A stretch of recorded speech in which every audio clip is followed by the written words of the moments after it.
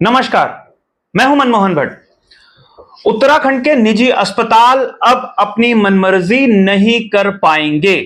राज्य स्वास्थ्य प्राधिकरण और मुख्य स्वास्थ्य अधिकारी सीएमओ बहुत महत्वपूर्ण जानकारियां निजी अस्पताल से प्राप्त कर सकेंगे। यदि कोई कॉमन मैन जानकारी लेना चाहे अपने इलाज के बारे में, तो वो जानकारी निजी अस्पताल को देनी होगी। सूचना के अधिकार के अंतर्गत यह फैसला सुनाया गया है। राज्य के सूचना आयुक्त हैं योगेश भट्ट। उनके पास एक अपील आई और उस अपील का निस्तारण करने के बाद यह फैसला किया गया है। आपको बता दें कि राज्य में सभी अस्पताल क्लिनिकल एस्टैब्लिशमेंट एक्ट के अंतर्गत पंजीकृत होते हैं और इसके अलावा राज्य स्वास्थ्य प्राधिकरण उत्तराखंड में आयुष्मान योजना का सफलतापूर्वक संचालन कर रहा है। गोल्डन कार्ड धारकों के इलाज भी कई निजी अस्पतालों में होते हैं और जहां पर आयुष्मान योजना लागू है, गोल्डन कार्ड के जरिए इलाज हो रहे हैं, उन अस्पतालों को किसी भी मरीज को सूचना देनी होगी। सूचना के अधिकार के अंतर्गत वेलमेड अस्पताल एक देहरादून का नामी निजी अस्पताल है। एक मरीज ने इस अस्पताल से अपने इलाज के संदर्भ में सूचना चाहिए थी, लेकिन अस्पताल ने उसे यह सूचना देने से इनकार कर दिया। इसके बाद राज्य सूचना आयुक्त योगेश भट्ट ने राज्य स्वास्थ्य प्राधिकरण के लोक सूचना अधिकारी को नोटिस जारी करके पूछा था कि क्या व्यवस्था है।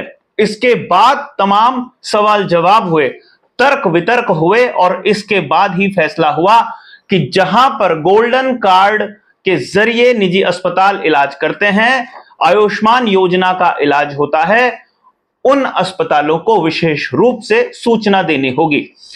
सूचना आयुक्त योगेश भट्ट ने सीएमओ जो होते हैं प्रत्येक जनपद में, उन्हें इस व्यवस्था को सुनिश्चित करने के लिए निर्देशित किया है। यानी कि यदि कोई व्यक्ति निजी अस्पतालों से सूचना मांगना चाहे और उसे सूचना नहीं मिलेगी, तो सीएमओ स्तर पर वो सूचना उपलब्ध करानी होगी और राज्य स्वास्थ्य प्राधिकरण का भी इसमें महत्वपूर्ण रोल होगा। आपको बता दें कि उत्तराखंड में आयुष्मान योजना में गड़बड़ झाले में कई अस्पताल संदिग्ध पाए गए थे।